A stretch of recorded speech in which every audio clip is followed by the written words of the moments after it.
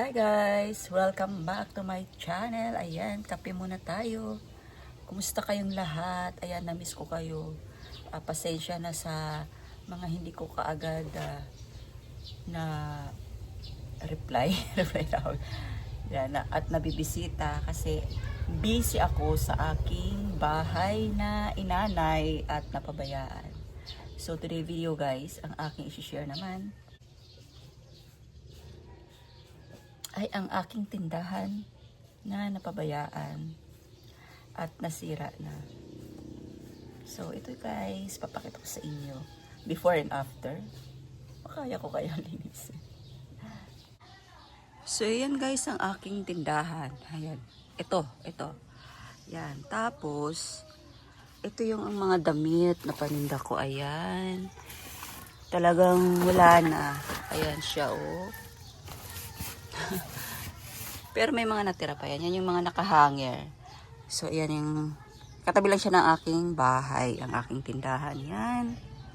So, lilinisin ko siya guys ngayon. Kaya, papasok ako.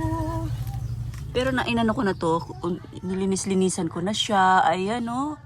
Para siyang bodega na basurahan. Bodega ng basura.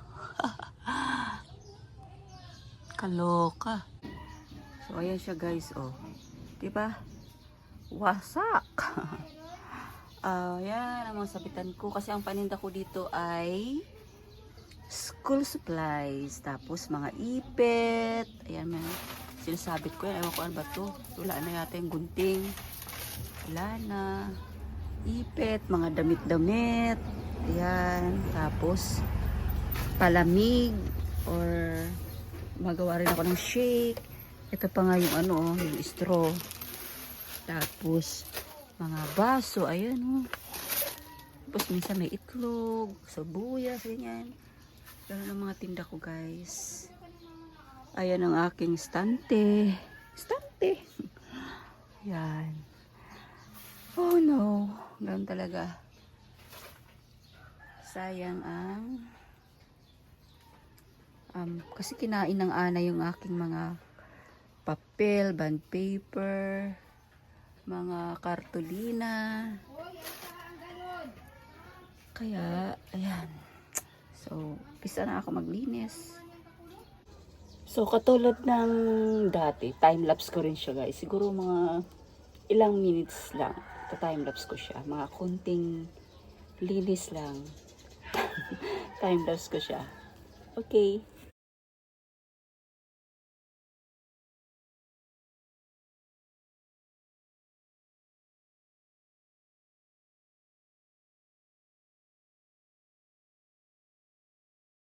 So, ayan siya guys. Ayan. Kaya tanggalin mga putik na yan. Grabe talaga. Uy. Uy talaga. Uy.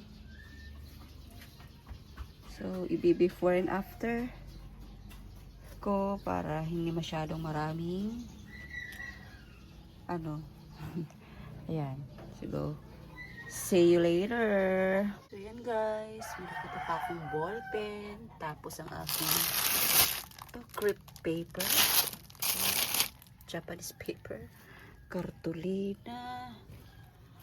Ganun talaga. So, ayan siya guys. Medyo nangangalahati na ako. Ayan.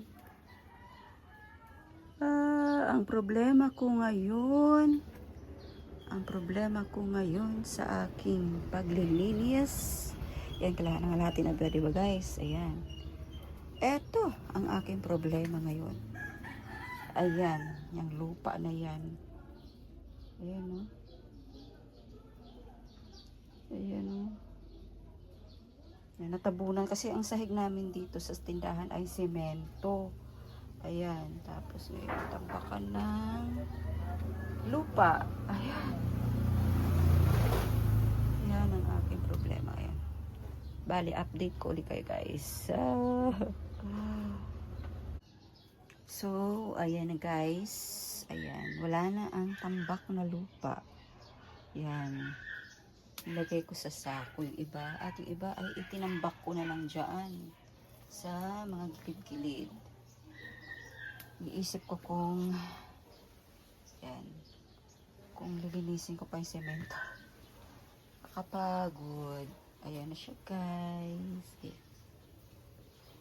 Yung aking timbangan, oh, sira na. So, yun guys. Tapos na ako makapaglinis sa tindahan. Ayan. Papakita ko lang sa inyo yung konting na-save ko na school supply. School supply pa ba tawag dito? Papel. Papel lang. Grade 1 and 2 and intermediate pad. Kahit konti may paninda. So, yan guys. Paper pad. Paper pad. Pad paper na grade 2, intermediate. Ayan o. Ito pa siya. O, yan. Ang aking mga na-save ng konti. May paninda akong konti. Ayan. Grade 1. Mga ilang pad pa yan. Pwede pa magbenta. Ang mas marami kong na-save ay grade 2. Ayan. Madami pa. Ayan. Ayan na guys. Ang aking before and after. Ayan.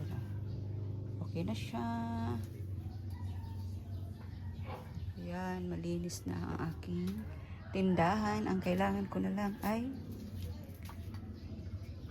budget para sa pagpapagawa ng aking tindahan.